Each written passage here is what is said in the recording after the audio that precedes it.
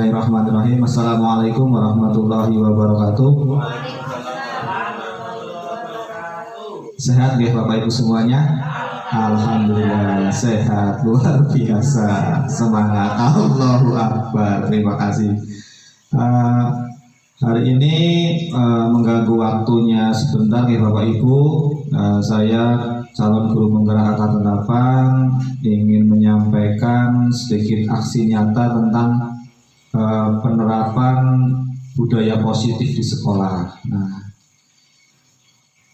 sebelumnya saya mau tanya dulu dengan pertanyaan pemantik, kira-kira Bapak Ibu setuju atau tidak setuju? Nah ini, yang pertama, hukuman itu dapat mendisiplinkan anak. Kira-kira setuju mau buatan? Nah, ada yang setuju di konteks tertentu. Jadi hukuman dapat mendisiplinkan anak, setuju atau tidak? Setuju. Setuju. Oke. Ada yang tidak? Setuju semuanya? Oke, itu cuma pertanyaan romantiknya. Yang kedua, pemberian hukuman dengan hal positif seperti membaca atau membersihkan halaman sekolah dapat meningkatkan disiplin anak. Setuju apa tidak? Setuju. Ya, yang ketiga, memberi penghargaan dapat meningkatkan motivasi belajar anak. Setuju. Oke, terima kasih. Nah, selanjutnya di sini mau mengatakan tentang disiplin dulu. Nah, berasal dari bahasa Latin atau disiplina yang artinya belajar. Ternyata disiplin itu artinya belajar. Disiplin itu membuat orang menggali potensinya menuju sebuah tujuan, apa yang dia hargai. Namun dalam budaya kita, makna kata disiplin telah berubah menjadi sesuatu yang dilakukan seseorang pada orang lain untuk mendapatkan kepatuhan. Nah itu cenderungnya adalah menghubungkan kata disiplin dengan ketidaknyamanan, bukan dengan apa yang kita hargai atau pencapaian suatu tujuan mulia. Jadi dulu itu ibaratnya disiplin itu sebenarnya menjadi tujuan yang mulia untuk belajar, tapi ketika kita menerapkan hukuman, terkadang anak itu menjadi tidak nyaman. Nah itu disiplin.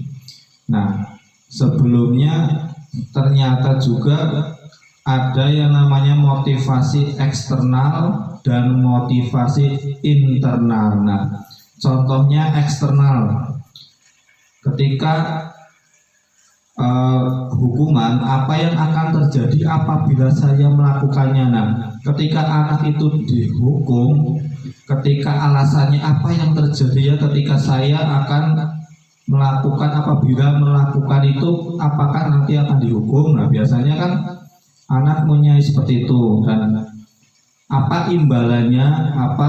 imbalannya dari orang lain ketika kita melaksanakannya. Nah, terkadang ketika melakukan penghargaan, misalkan saya kemarin ngajak anak untuk ikut lomba, Mas, misalkan kamu dapat piala, dapat juara, kamu besok menang. Itu kan sebuah penghargaan, okay? Sebuah penghargaan. Tapi ternyata di dalam teori ini itu hal eksternal yang ternyata nggak akan abadi, jangkanya jangka pendek saja. Jadi ketika diterapkan seperti itu, ya anak motivasinya jangka pendek, hanya hal itu toh. Ketika nanti diteruskan untuk jangka panjang, anak tidak akan berkenan. Ketika nggak ada penghargaan, anak itu nggak akan semangat, nggak akan motivasi diri, bahwa kesadaran dirinya nggak ada. Nah itu pentingnya motivasi internal dari dalam diri sendiri. Nah, bagaimana kita membangkitkannya? Nah, itu nanti. Jadi ketika anak diikuti penghargaan terus, nanti anak ketika nggak dapat penghargaan ya udah nggak mau apa-apain. Nah, itu dikhawatirkannya. Walaupun penghargaan itu sesekali mungkin perlu, tapi dalam hal ini ketika anak ketergantungan dengan penghargaan, nah anak itu nanti ketika nggak dapat penghargaan nanti akan malas untuk melakukan yang terbaik untuk dirinya. Nah, butuhnya kesadaran diri. Nah, bagaimana menerapkan budaya positif tentang kesadaran diri itu. Dan ternyata penghargaan itu bisa menurunkan kualitas, bisa mematikan kreativitas, dan bisa mengurangi motivasi intrinsik. Nah, intrinsik tadi motivasi dalam diri untuk kesadarannya itu hukuman.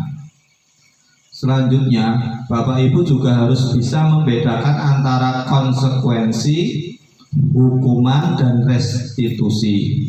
Kira-kira konsekuensi itu apa, Bapak Ibu? Konsekuensi. Nah, nah misalkan di sini keterangannya adalah perilaku yang berfokus mengajarkan anak bagaimana bertingkah laku lebih baik untuk kedepannya. Konsekuensi memberikan pilihan-pilihan jalan keluar kepada pelanggar. Memberikan konsekuensi hendaknya relevan dan dengan tindakan pelanggaran yang dibuat. Nah, ini konsekuensi. Misalkan saya menjatuhkan gelas yang isi air ini, konsekuensinya saya harus ngepel. Itu relevan dengan apa yang dilakukan. Itu konsekuensi. Bedanya dengan hukuman apa itu, Bu? Hukuman. Nah, di sini hukuman itu diberikan agar kesalahan yang pernah dilakukan tidak terulang kembali dan penuh terhadap peraturan. Orang akan patuh karena takut mendapat hukuman saat melakukan pelanggaran. Itu hukuman. Sebagai contoh, saya misalkan lagi pelajaran matematika di kelas misalkan. Ada anak terlambat ketika pelajaran matematika. Anak disuruh misalkan berlari 10 lapangan. Nah, kira-kira nyambung apa enggak, Bapak Ibu? Tidak. Nah, itu namanya hukuman karena tidak menyambung pelajaran, enggak relevan dengan pelajaran yang diampu. Beda dengan pakis misalkan ketika ada anak terlambat sedang pelajaran olahraga, anak misalkan terlambat 7 menit baru masuk kelas misalkan. Ketika pelajaran olahraga, anak disuruh untuk lari 2 putaran atau 3 putaran, itu bukan hukuman, tapi konsekuensi karena relevan dengan materi. Nah, anak yang lain sudah panas-panasan, sudah berkeringat, udah ibaratnya pemanasan dulu. Anak baru berangkat kan otomatis enggak pemanasan gitu. Nah, ketika untuk lari-lari berarti itu namanya konsekuensi. Beda dengan ketika tadi pelajarannya matematika, bahasa Indonesia, nggak ada hubungannya apapun, anak disuruh lari, ya itu makanya hukuman. Dan beda lagi dengan restitusi. Restitusi itu memberikan pilihan-pilihan alternatif yang bisa dipilih pelanggar. Jadi pelanggar sendiri yang menentukan agar dapat menyelesaikan masalah tersebut. Seperti kemarin ketika dipraktekkan di kelas ketika Pak Kiki itu kemarin yang mempraktekkan tentang segitiga restitusi. Nah, itu nanti kita bahas kembali. Nah, misalkan itu, ini ada beberapa tindakan guru. Nah, Bapak Ibu bisa mana itu hukuman, mana itu konsekuensi. Nah, mencatat 100 kali di dalam buku kalimat, saya tidak akan terlambat lagi karena terlambat ke sekolah. Itu kira-kira mencatat itu hukuman atau konsekuensi? Saya tidak akan terlambat lagi nulis di buku tulis karena terlambat sekolah. Konsekuensi apa? Hukuman. Mencatat 100 kali di dalam buku kalimat, saya tidak akan terlambat lagi. Itu termasuk hukuman, lebih ke hukuman. karena 100 kali pelajarannya udah habis kalau ikut pelajaran nantinya. Nah, lari mengelilingi lapangan basket 2 kali karena terlambat hadir di sekolah. Terlambat hadir di sekolah itu tergantung pelajarannya. Ketika guru olahraga mungkin bisa aja itu konsekuensi, tapi kalau kayak saya guru kelas itu hukuman. Menggantikan kertas tugas teman yang telah dicoret-coret, konsekuensinya karena telah melakukan sesuatu ya harus mengganti, misalkan itu konsekuensi. Membersihkan tumpahan air di meja tulis karena tersenggol pada saat belajar, konsekuensi juga itu. Murid disuruh untuk mengenakan sepatu seharian di sekolah karena tidak mengenakan sepatu hitam. Nah, itu hukuman. Lari mengelilingi lapangan basket 2 kali karena terlambat 10 menit untuk pelajaran PJOK. Nah, inilah baru konsekuensi. Nah, itu Bapak Ibu. Nah, ternyata di materi ini itu identitas gagalnya itu hukuman. Hukuman termasuk kegagalan, dan sukses itu ketika melakukan konsekuensi dan restitusi. Nah, hukumannya sesuatu yang menyakitkan harus terjadi hukuman. Nah, konsekuensinya sesuatu harus terjadi, restitusinya merupakan pilihan. Hukuman tidak nyaman untuk murid anak untuk jangka waktu panjang, akan membekas, pasti trauma. Anak akan melakukan ketika dihukum akan trauma. Seperti saya mungkin dulu ketika SD dihukum apa masih teringat-ingat sampai sekarang, karena kenakalan mungkin dulu masih teringat-ingat sampai sekarang. Nah, itu akan berdampak jangka panjang. Murid akan tersakiti juga. Perilakunya pasti antara pasif agresif itu meningkat. Nah, itu sistem tidak akan berjalan bila murid tidak takut. Mungkin di sini sih antar peralihan, saya juga lagi belajar, sama-sama belajar. Susahnya sekali ketika anak tidak dihukum. Paling susah di sini mungkin. Nah, berlakunya hanya pada sebuah institusi, tidak berlanjut pada kehidupan nyatanya. Ya, ketika dihukum di situ, dihukum di situ. Untuk lanjutannya tidak ada tidak ada solusi lah untuk menyelesaikan masalah, tidak bisa terurai. Nah, itu. Tapi ketika konsekuensi, bisa aja anak itu dibuat nyaman, penguatan hanya bertahan dalam jangka waktu pendek, konsekuensi. Nah, lebih bagusnya lagi restitusi. Jadi menguatkan untuk murid anak dalam jangka waktu panjang, murid anak mendapat penguatan, murid belajar bertanggung jawab untuk perilakunya. Nah, itu. Nah, di dalam segitiga restitusi itu ada namanya validasi kebutuhan, menstabilkan identitas, dan menanyakan keyakinan. Nah, di segitiga restitusi itu sesuatu yang bisa menyelesaikan masalah ketika anak-anak itu ada kenakalan atau sesuatu yang di luar ibaratnya melanggar dalam peraturan atau keyakinan. Nah, ketika dalam segitiga restitusi itu ada namanya menstabilkan identitas. Di situ ada berarti ibaratnya kegiatan yang ketika misalkan ya kemarin praktek ketika membuang sampah sembarangan. Nah, sebelumnya kan pasti Bapak Ibu semuanya membuat keyakinan kelas. Nah, nanti apa keyakinan kelas kita bahas. Membuat keyakinan kelas dari ibaratnya hal-hal peraturan dijadikan kesepakatan dan keyakinan kelas. Misalkan dilarang membuang sampah sembarangan.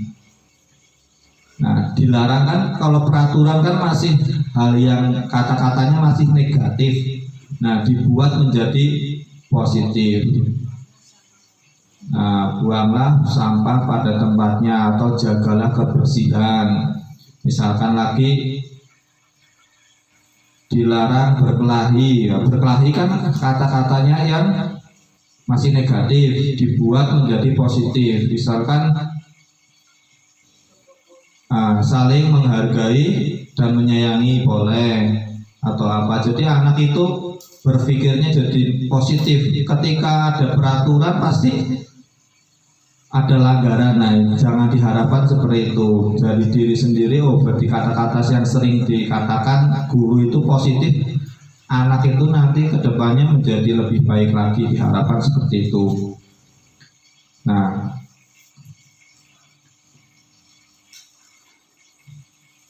itu keyakinan kelas. Contohnya lagi, misalkan berangkat sekolah tepat waktu, berarti keyakinan kelasnya disiplin, tentang disiplin.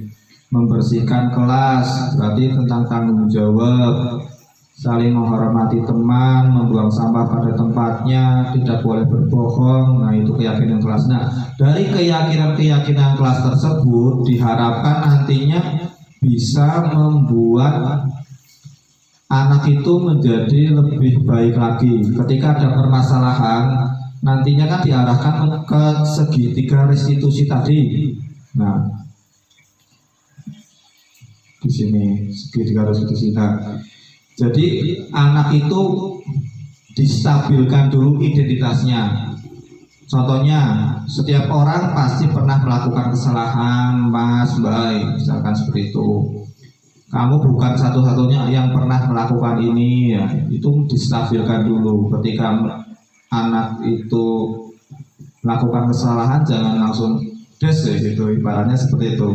Terus ya dibomong-bomongi dulu, ibaratnya distabilkan dulu, baru dimasukkan hal-hal yang positif. Terus validasi kebutuhan. Kamu tentu punya alasan mengapa. Nah, alasannya itu disebutkan dulu, baru nanti balik ke menanyakan keyakinan. Nah, keyakinan yang sudah disepakati di kelas baru ditanyakan. Nanti akhirnya anak tersebut bisa mengungkapkan sendiri, oh iya saya kesalahannya ini. Akhirnya anak tersebut diarahkan untuk bisa menyelesaikan masalah sendiri. Oh, berarti ketika saya buang sampah sembarangan akibatnya ini.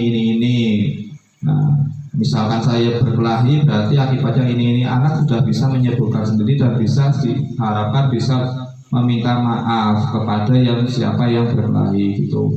Jadi ini lebih ke diri sendiri sih, keyakinan dari kebiasaan dulu, ibaratnya seperti itu. Nah, guru itu juga ada 5 posisi kontrol. Ada yang menjadi penghukum, ada yang membuat orang merasa bersalah, ada yang guru menjadi teman, posisi kontrolnya, dan ada menjadi pemantau serta manajer. Nah, yang nggak boleh itu, yang gagal itu yang penghukum dan pembuat orang merasa bersalah. Ini yang sering saya lakukan juga, menghukum dan membuat orang merasa bersalah. Ini yang negatif. Yang positifnya, guru itu menjadi teman, pemantau, syukur-syukur menjadi manajer. Nah, penghukum tadi udah dijelaskan, ketika anak dihukum nanti akibatnya trauma, anak menjadi trauma. Membuat orang merasa bersalah, contohnya, saya kecewa sekali kamu nggak ikut lomba, misalkan seperti itu jangan membuat merasa bersalah, artinya nggak baik untuk anak juga ke depannya. Nah, saya kecewa kamu nggak ikut, nah misalkan seperti itu. Sebagai teman yang bagus itu pemantau dan manajer. Manajer itu lebih mengarahkan anak lebih baik dengan pertanyaan-pertanyaan yang banyak, tapi anak bisa menyelesaikan sendiri nanti pada akhirnya itu. Nah, jadi ada 2 yang negatif dan positifnya itu sebagai teman, pemantau dan manajer. Nah, itu Bapak Ibu. Sebenarnya ada video-video tapi enggak tayangan hari ini. Iya, misalkan saya kecewa sekali dengan kamu, itu kamu tidak pernah benar melakukannya, ayo lakukan demi bapak ibu. Itu kata-kata yang masih kurang. Next, saya kecewa sekali dengan kamu, berarti kontrolnya apa? Posisi kontrolnya apa? Pembuat salah, penghukum, teman, pembuat salah. Kalau kamu tidak pernah benar melakukannya, itu lebih ke penghukum. Nah, ayolah lakukan demi ibu, itu ke teman, lebih ke teman. Nah, apakah kamu mau mendapatkan stiker bintang hari ini? Nah, itu sebagai pemantau. Nah, manajer lebih bagus lagi. Bagaimana kamu bisa menyelesaikan masalah ini? Jadi, anak diusahakan bisa mengungkapkan masalahnya dengan keyakinan-keyakinan kelas yang sudah dibuat di kelas ketika awal pembelajaran itu. Sudah membuatkah Bapak Ibu? Sudah, alhamdulillah. Sudah.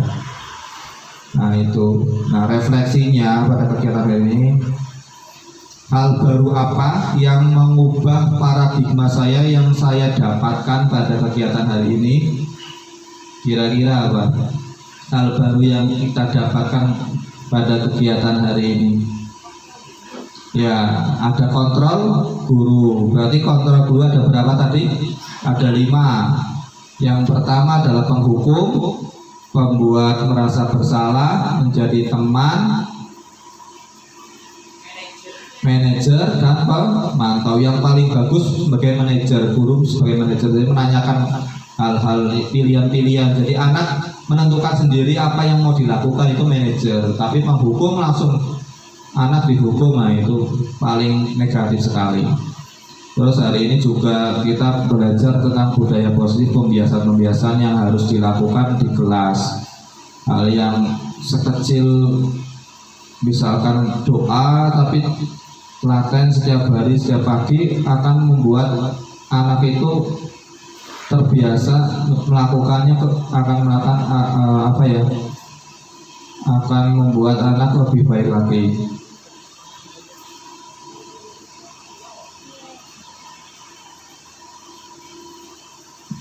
Mungkin itu ya yang biasa saya sampaikan. Ada pertanyaan Bapak Ibu? Tidak ada? Alhamdulillah. Terima kasih dari saya, kurang lebihnya mohon maaf. Wassalamualaikum warahmatullahi wabarakatuh.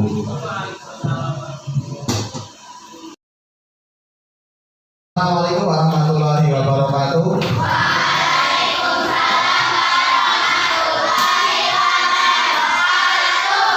Sehat semuanya? Alhamdulillah. Semangat pagi.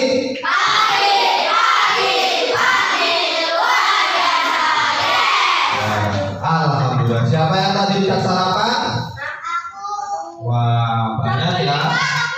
Kenapa nggak sarapan pagi? Nah, lain kali sebelum berangkat sekolah diusahakan sarapan walaupun makan roti, agar supaya nanti dalam pembelajarannya konsentrasi, perutnya nggak kruyuk-kruyuk bunyi cacing nanti. Nah, tadi sudah doa ya, dipimpin siapa tadi doanya? Reza. Terima kasih Mas Reza. Nah, pada hari ini kalian tadi berangkat sekolahnya dengan perasaan yang senang apa sedih? Senang. Wah, senang. Nah, kenapa senang? Nah, nanti diharapkan hari ini kita bersenang-senang ya. Iya. Nah, sebelumnya di tahun ajaran baru ini tahun 2023 2024. Nah, hari ini Pak Guru mau membuat keyakinan kelas. Apa itu keyakinan kelas? Nah, nggak tahu ya? Iya, karena belum dijelaskan. Keyakinan kelas itu suatu perilaku atau kebiasaan kamu yang nantinya menjadi sebuah budaya positif. Apa? Menjadi budaya positif. Nah, nanti Pak Guru tuntun bareng-bareng kita membuat keyakinan kelas. Paham ya berarti ya? Nah, keyakinan kelas itu berawal dari peraturan. Berawal dari apa? Peraturan. Berawal dari peraturan nanti menjadi keyakinan kelas. Nah, keyakinan kelas itu muncul dari diri sendiri, kesadaran diri sendiri. Saya harus melakukan ini dengan sadar diri sendiri, kok terlalu dipaksakan. Nah, kebiasaan-kebiasaan itu nantinya menjadi budaya positif di lingkungan kelas. Syukur-syukur bisa diterapkan nanti di lingkungan sekolahan, gitu ya. Nah, untuk itu kita bikin dulu peraturannya dulu. Nah, apa aja kira-kira yang mau dibuat peraturan apa? Yang pertama apa? Cung. Ya apa? Mbak Ayu yang pertama dibaca. Apa Mbak Ayu? Peraturannya dilarang membuang sampah sembarangan. Ini yang pertama adalah dilarang membuang sampah sembarangan. Ada yang sama kira-kira pemikirannya? Dilarang membuang sampah sembarangan. Setuju? Iya. Ada lagi dilarang berkelahi. Oke, kita tulis dulu. Sebenarnya Pak Guru nanti kamu ada post-it itu nanti diisi sendiri. Nah, apa-apa, kita tulis Pak Guru aja nih biar cepat. Dilarang berkelahi. Berkelahi. Ada lagi? Cung. Dilarang membuli. Oh ya.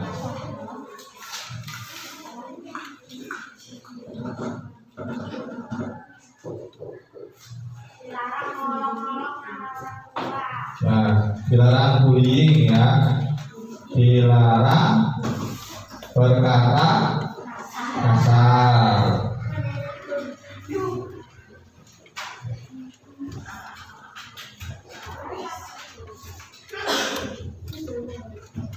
Dilarang berkata kasar. Apa lagi?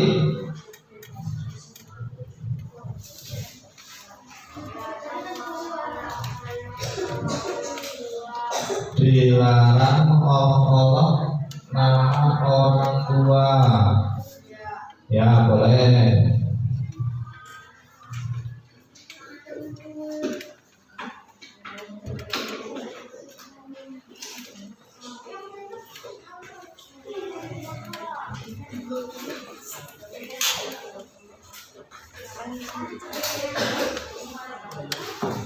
Ada lagi yang perlu disepakati?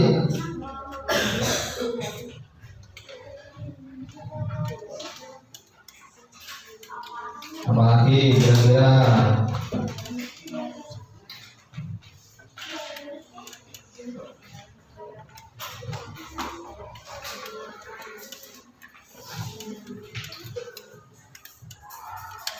Hadir di sekolah tepat waktu boleh.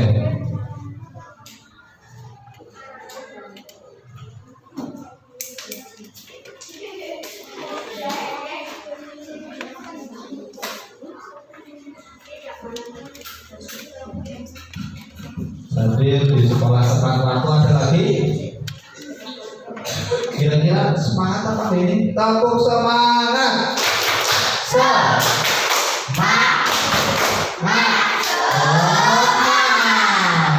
Ya.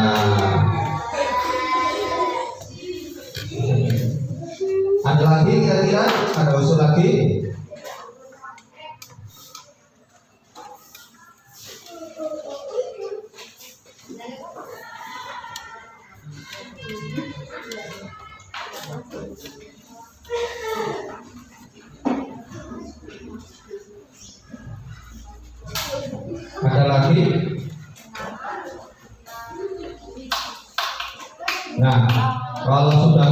ada dari 1, 2, 3, 4, 5, 6. Ada 6 peraturan di kelas.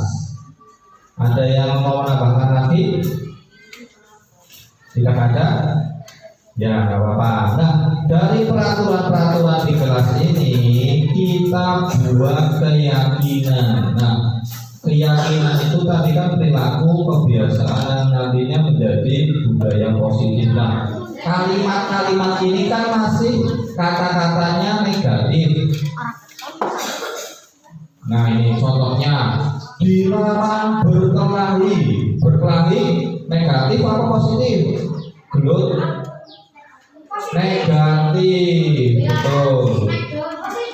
Nah, diubah menjadi kalimat yang positif, yang baik-baik. Nah, ini yang pertama, dilarang membuang sampah sembarangan. Kira-kira kata-katanya diganti apa? Di apa? Membuang sampah pada tempatnya atau jagalah kebersihan. Oke, boleh. Jagalah kebersihan. Yang kedua, dilarang berkelahi. Dilarang berkelahi apa? Kata-kata yang jadi positif, kata-katanya apa? Saling berdamai. Ada lagi usulannya? Saling menghargai. Boleh ya, saling menghargai.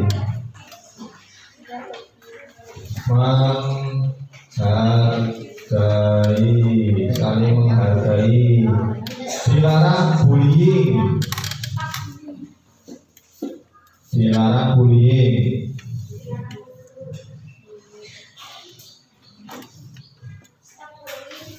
Nah, bisa aja saling menghormati, ya kan?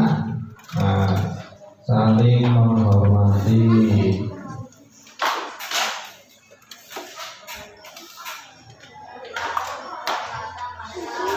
Saling menghormati.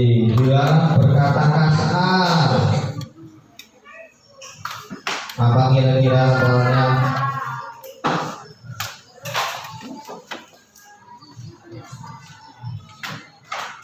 Kira-kira apa?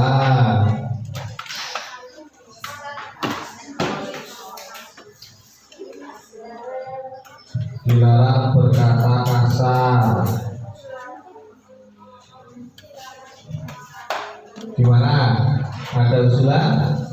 Dilarang berkata kasar. Berkata yang baik, boleh. Berkata yang baik. Dilarang ngomong-ngomong sama orang tua. Ini hampir sama ya? Ya, betul? Ya, hampir sama. Terus hadir di sekolah tepat waktu. Ini sudah kalimat yang positif atau belum? Sudah hadir di sekolah tepat waktu. Ditulis.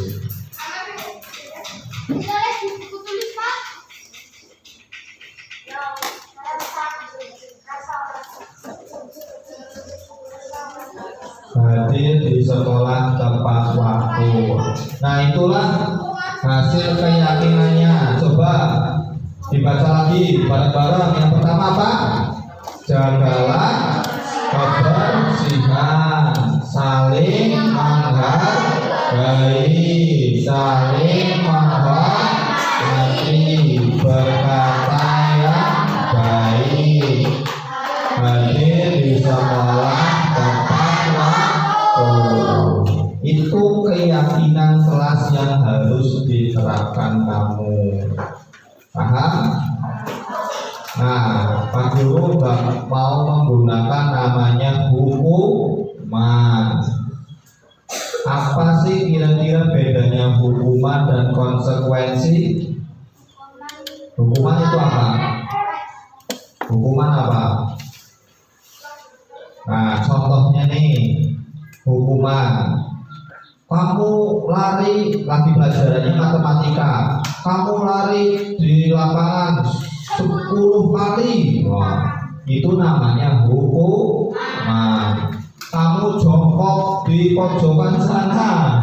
Itu namanya hukuman. Tapi namanya konsekuensi itu, misalkan di sini ada gelas. Ada apa? Gelas.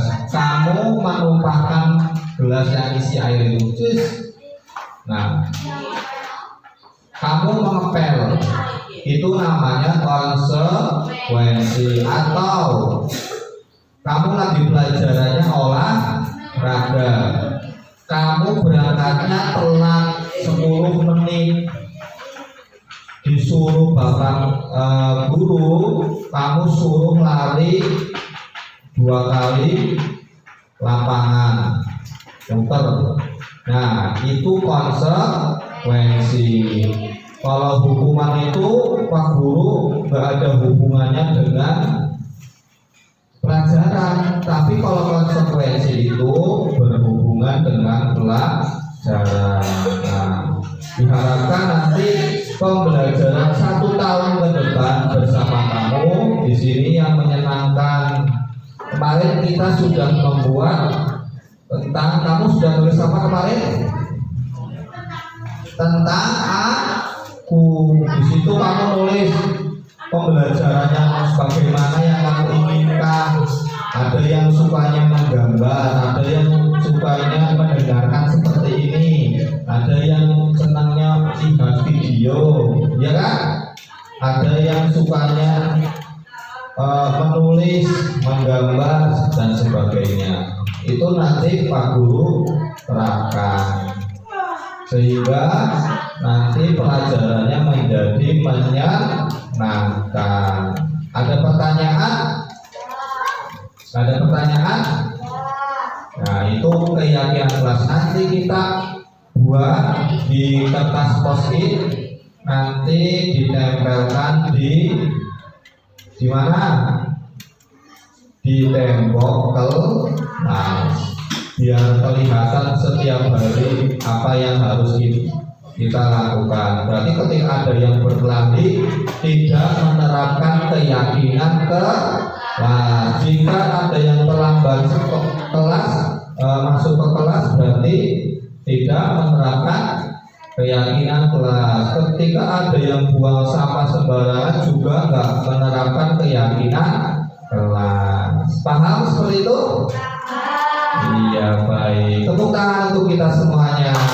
Terima kasih sudah membuat kesepakatan atau keyakinan kelas. Tepuk tunggal. Tunggal berapa? 1. Tepuk 1. Tepuk tunggal. Tepuk tunggal. Tepuk 2. Tepuk 3. Tepuk 4. Tepuk 5. Tepuk 6.